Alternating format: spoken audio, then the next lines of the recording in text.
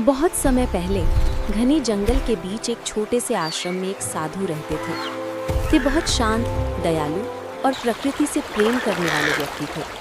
हर सुबह वे नदी के किनारे ध्यान करते, पेड़ों को पानी देते और जानवरों को दाना खिलाते। एक दिन जब साधु जी ध्यान में बैठे थे, अचानक उन्हें एक घायल तोता दिखाई दिया।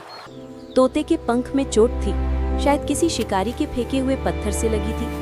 साधु ने उसे बड़ी सावधानी से उठाया, अपने झोपड़े में लाए और उसकी मरहम पट्टी की। धीरे धीरे तोता ठीक हो गया। अब वो रोज साधु के साथ रहने लगा।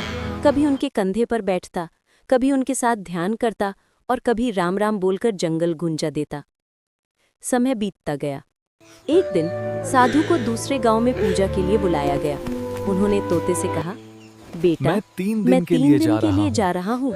तुम जंगल में रहो, लेकिन ध्यान रखना, किसी शिकारी के पास मत जाना। तोते ने सिर हिलाया, ठीक है बाबा।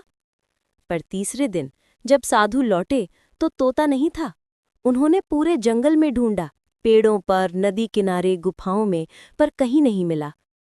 थके मन से वे आश्रम लौटे और दरवाजे पर पड़े कुछ हरे पंख देखकर समझ गए कि तोता फिर उसी शिकारी के जाल में फंस गया था।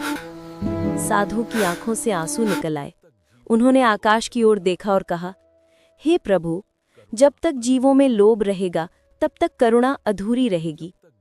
उस दिन से साधु ने प्रण लिया कि वे अपना जीवन पक्षियों और जानवरों की रक्षा में समर्पित करेंगे। कहते हैं, उस जंगल में आज भी हर सुबह एक मीठी आवाज गूंजती है, राम राम, राम राम।